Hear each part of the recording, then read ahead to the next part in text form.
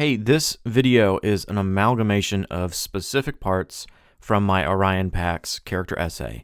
There's a lot more in that video that talks about many other subjects, but I really wanted to take out the section about celebrity casting and make it its own video. That way we could have a conversation specifically straight on that. This is not something I normally do. I just really felt that this specific subject got lost in the other video, and so I wanted to give it a chance to kind of live and breathe on its own.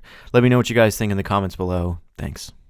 Optimus Prime has been a staple, not only in the Transformers franchise, but in the lives of children and adults, starting in 1984 till today. He is arguably one of the most recognizable heroes in today's society, and just like mainstays such as Superman, Spider-Man, or Batman, even when going through generations of redesigns, you can instantly pick him out of a crowd. Optimus's defining character traits are that of leadership and wisdom. He is a towering machine, dwarfing most of our regular-sized heroes.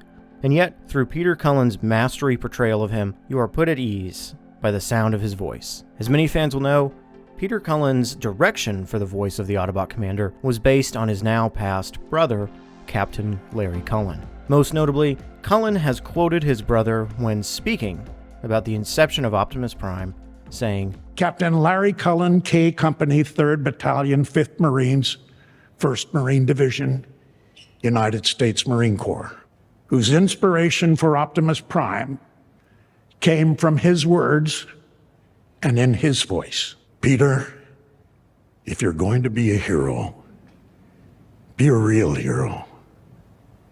Be strong enough to be gentle. Semper Fi, Larry. All my heart, I thank you." While Peter Cullen is both the original and definitive voice of Optimus Prime, we have had others step into this role. Gary Chalk and David Kaye are notable voice actors who brought the character to life in the early and mid-2010s, while more recent voice actors such as Alan Tudyk and Jake Fushi have brought different approaches to the table. Having different actors portray popularized heroes is important. It allows for new shades of the characters to be drawn, and again, while Peter Cullen will always be Optimus Prime himself, the character is bigger than just one man. Can we help? We are the only ones who can stop the Decepticons. But my son Spike and I know more about Earth than you do.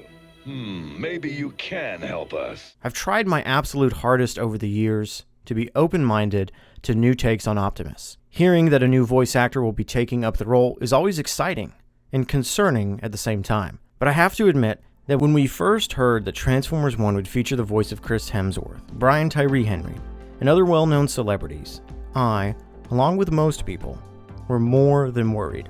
Too often now do we see the use of well-known actors, not for their talents, but rather for their names alone. This is not to say that a film actor cannot do voice acting. Of course not. But it's easy to jump to conclusions that an actor is chosen simply due to their bankability alone. Chris Hemsworth as Optimus Prime did not sound appealing at all, given he's most well known for his depiction as Thor in the Marvel Cinematic Universe. A character who recently has been written as a bumbling fool who also has a heart of gold. I personally do not subscribe to the fact that a film actor is always chosen for a voice acting role because of their stardom. Truthfully, in all reality, we do not know all the facts behind the scenes. We do not know if others were considered for the role. We don't know if Chris Hemsworth and his team really gunned for the role or not. There's simply too many unknowns for me to agree that this cast was chosen only because of their previous work. Is it a possibility? Absolutely. Is it most likely given the marketing machine that Hollywood is? Yeah. But again, we just don't know enough. To make the blanket statement that all celebrity castings in animation is bad really gets on my nerves. Is Oscar Isaac a bad fit for Spider-Man 2077 in Across the Spider-Verse? He's a celebrity, is he not? What about the incredible Jeremy Irons in the original Lion King from 1994? Surely you wouldn't call him a celebrity casting. How about the incredible 1998 animated film The Prince of Egypt? Truly a masterpiece of a film in all regards, and yet its cast is full of celebrities. Val Kilmer, Ralph Fiennes, Steve Martin, Sandra Bullock, and so many more. Having a well-known celebrity in your animated film does not automatically make it bad. There is the argument that in place of these celebrities, experienced voice actors should be hired instead. And it is true that screen acting and voice acting are two very different beasts. But we need to be realistic here. An animated film is run, produced, and financially backed by those in the film industry, not the animation, art, or voice acting industry. This is a battle that has been fought for centuries. Artist versus manager. The people who want to make art and the people who want to make money. All of that said, Chris Hemsworth does an amazing job as Orion Pax and Optimus Prime. Despite how deep his voice can be, he brings a sense of youth to the character throughout the film. At times he does sound a little odd, but I think that's mainly because I'm used to hearing him with an Australian accent. He's obviously not just acting as himself here, he's bringing the character to life by speaking a specific way. Now, how best to describe that way is far beyond me because I'm a simpleton when it comes to dialect and voice direction. But just like for someone who doesn't understand how to read music or how music composition works, your ear and brain can tell when something is generally good or bad. And Hemsworth, as Orion, is good.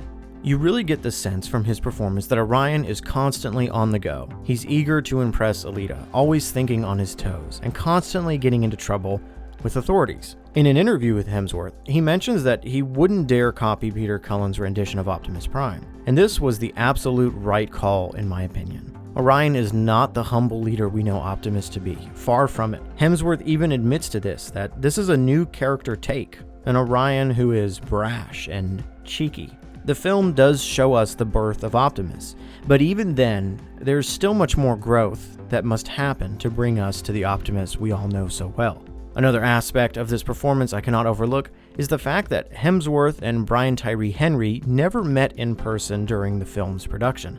This is not uncommon these days for animated films to have the main cast record lines separately, especially when geological boundaries are present. Hemsworth and Henry live in completely different areas, and the producers of the film obviously allowed for the two to record their dialogue separately. But even still, you cannot tell this in the film. These two characters do feel like lifelong friends who are in the same room at all times. The writing plays a big part in this, of course, but even great writing can be torn apart by bad performances. And that's not the case here. Hemsworth and Henry, by extension, do such an amazing job bringing these brothers to life.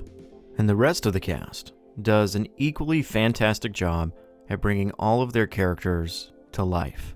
In my original Orion video, there were a couple of comments that talked about the celebrity casting, and a couple people seemed to be confused thinking that I did not like Hemsworth as Orion Pax.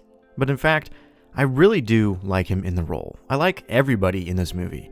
There's not a single character in this movie that I sat there and thought, that sounds a little off. Except for maybe Starscream. Steve Buscemi is quite older than everyone else, and Starscream sounded a bit aged, but hey, what are you gonna do? It is easy in today's society to look at the downsides and the negatives of everything. Is it likely that this cast was mainly comprised of these people because of their celebrity status?